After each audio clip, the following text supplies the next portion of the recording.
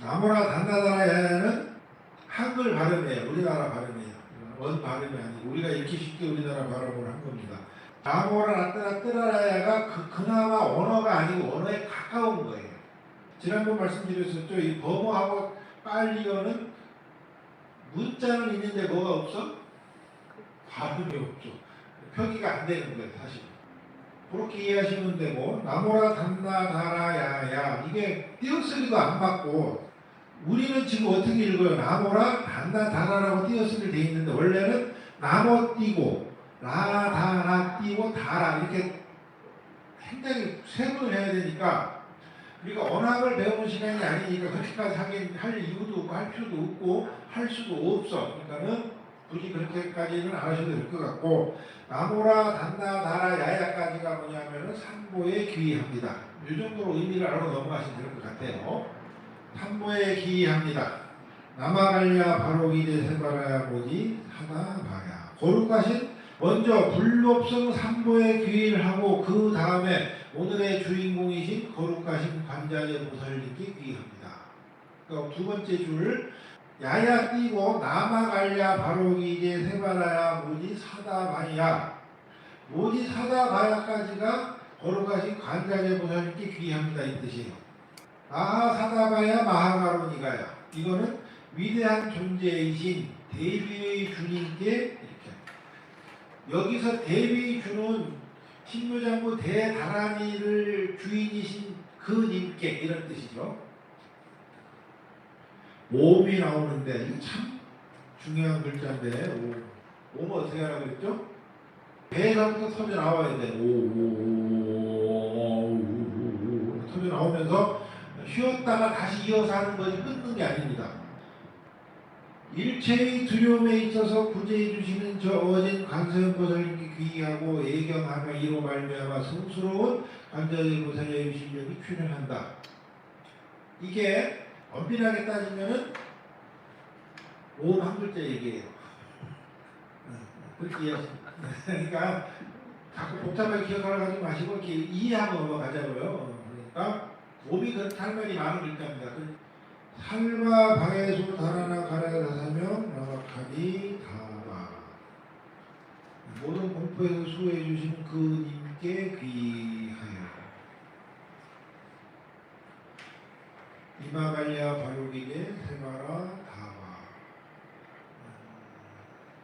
거룩하신 관세음께서 노래하시고. 그러니까 이게 의역을 할 수밖에 없더라고요. 직역을 하면은 앞뒤 말이 안 맞아.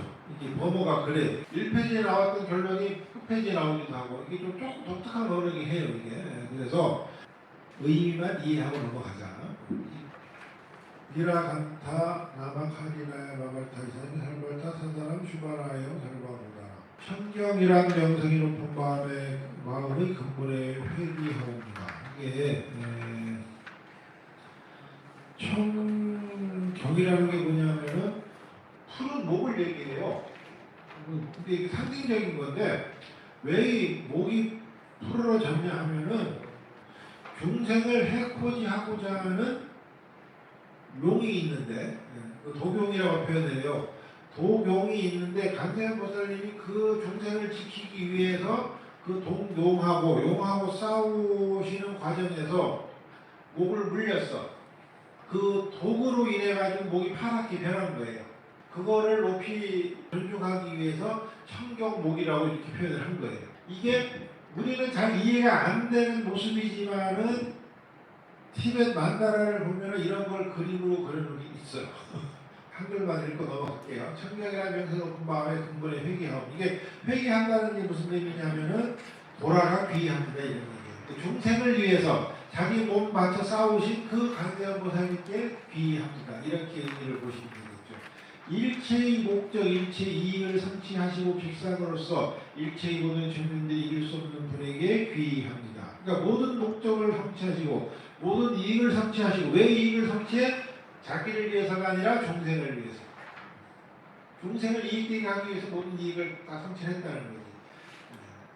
일체의 모든 정령들이 이길 수, 여기서 정령은 현대에서는 잘 안 쓰는 이름인데 정령을 굳이 우리가 좀 알 수 있는 말로 표현한다면 마구니들이죠. 모든 방해되는 정령들이 이길 수 없는 분에게 눕기 합니다. 이분이 누구? 관세음보살님.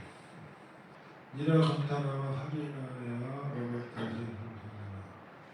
파마마라미 시작한 다이타오 마로게 아로가 청정 공덕하신 분이시여 박물과 지혜로 세간을 초월하신 분이시여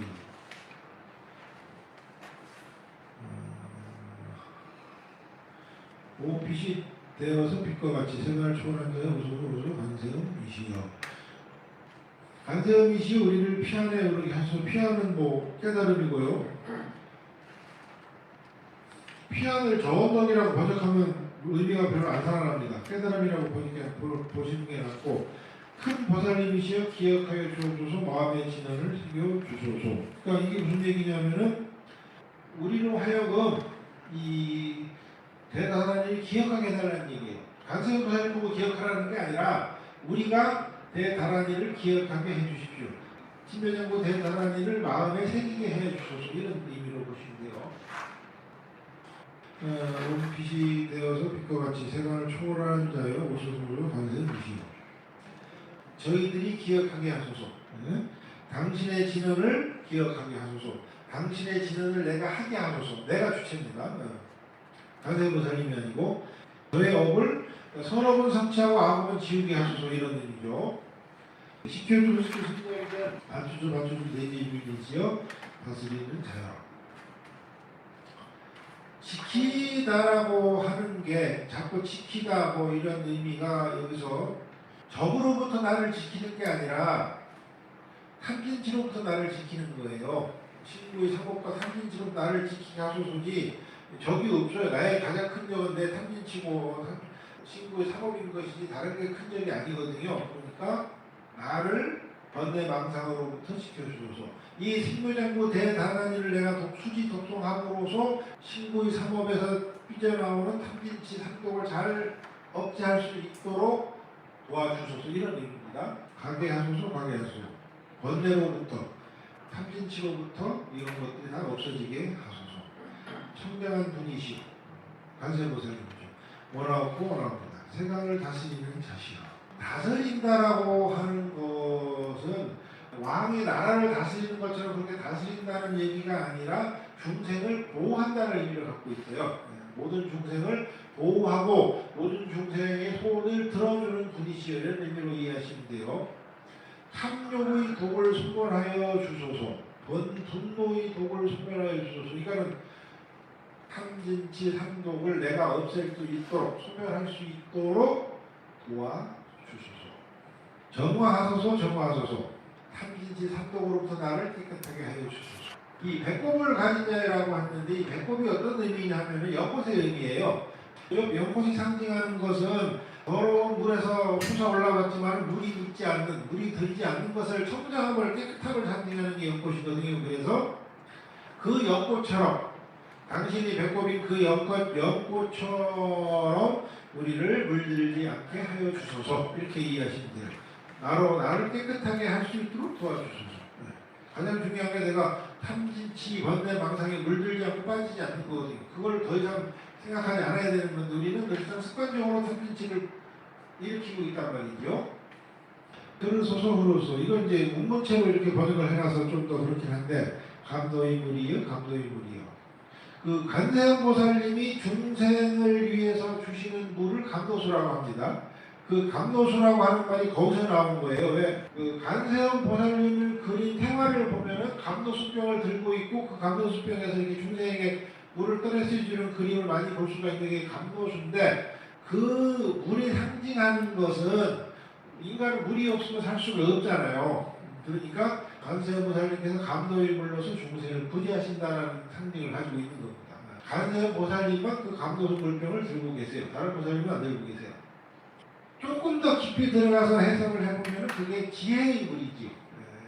뭐 사람이 생길 수 있는 그런 원타가 아니고 지혜의 물로 상징을 하는 건데 깨닫게 하소서 깨닫게 하소서 자비로운 이여 푸른 목이 가서 자꾸 푸른 목이 나오는 이걸 굉장히 상징하고 있는데 관세음보살이 화신들에게 기도합니다 이렇게 되어 있는데 관세음보살 이름이 굉장히 많다 그랬죠. 지난 시간 천수경에서 많고 42형신이라고 그래요. 몸을 42가지로 이렇게 변화시켜서 나타나시는 분을 관세음보살이라고 상징을 하는데 그 모든 관세음보살을 같이 기도한다는 의미로 보시면 돼요. 욕망을 바로와 진정한 기쁨을 누리시는 관세음께 마음으로 비나이다. 이것도 주체를 잘 잡아야 돼요. 내 욕망을 잘 일깨워줘서 나로 하여금 그 욕망이 없어진 기쁨을 누리게 해주신 분이시여 이렇게 봐야 이게 이해가 되지. 뭐 관세음보살이 욕망이 없어지신 분인데 뭘 욕망을 또 없애겠어요. 그러니까 성취자께 귀의합니다. 위대한 성취자께 귀의합니다. 수행을 성취한 자제 관세음께 귀의합니다. 여기서 수행을 성취한다는 뜻은 깨달음을 얻었다, 성불했다 이런 뜻이죠. 그러니까 수행을 성취했다고 하는 것은 수행을 열심히 한다는 게 아니고 수행을 끝냈다. 끝냈다는 의미는 바로 성불을 했다라는 의미니까 푸른목이 또 나와요. 청경관이시여 해가지고 왜 관세음 보살님께서 돼지 얼굴도 하고 사자 얼굴도 하고 코끼리 얼굴도 하냐 하면은 중생이 근기에 맞춰주려고 그런 의미입니다. 재미로 하시는 것이 아니라 중생의 근기에 맞춰주기 위해서 사자의 얼굴도 하고 흑돼지 얼굴도 하고 코끼리 얼굴도 한다. 보륜을 지니고 나타나시는 관세음 보살님께 비나이다. 여기서 자꾸 비나이다라는 것은 귀의합니다라고 표현하시면 될 것 같아요. 보륜이라고 하는 것은 수레바퀴를 표현해요. 법을 굴리는 수레바퀴. 소라 나팔 소리로 깨우치게 하시는 관세음께 귀의합니다. 어디선가 보셨을 거예요. 텔레비에서 티불교를 소개할 때 보면은 엄청난 큰 고동으로 이렇게 불어요. 그걸 얘기해요. 그러니까 티베트 불교가 관세음보살님하고 굉장히 밀접해요. 거의 다 하고 있어요. 지금 이 티베트에 나오는 것들을. 그 나팔이 바로 이거예요. 나팔 그걸로 그 소리로 하여금 희미해진 중생의 머리를 맑게 해준다. 깨운다 이런 거죠. 큰 몽둥이를 들고 나타나시는 관세음께 귀의합니다. 정신 차리라고 몽둥이를 들고 계세요. 왼쪽 어깨 위에 검은 사족 가슴 들고 나타나시는 관세음 보살님. 이게 무슨 소리냐면 사냥꾼의 모습인 거예요. 여기서 사냥꾼은 짐승을 잡는 사냥꾼이 아니라 번뇌 망상을 잡는 사냥꾼이에요. 호랑이 가죽을 알고 앉으시는 관세음 보살님께 귀의합니다.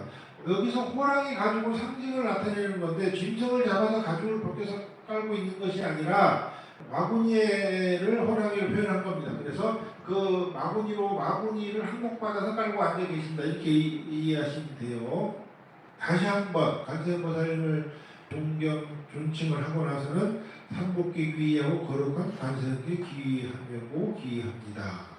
그런데 중요한 것은 이거는 부처님께서도 직접 그 지난해 설명하신 게 있는데 신비스러운 힘을 가지고 있기 때문에 의미를 알든 모르든 그냥 수지 독종을 하고 많이 외우면은 그 신비스러운 힘과 가피가 나한테 온다는 거예요. 그게 가장 중요해요. 여러분 잊어버리시면 안 될 게. 그러니까 신묘성부 대단한 주력을 하시면은 이루어지지 않는 게 없어요. 한번 해보십시오.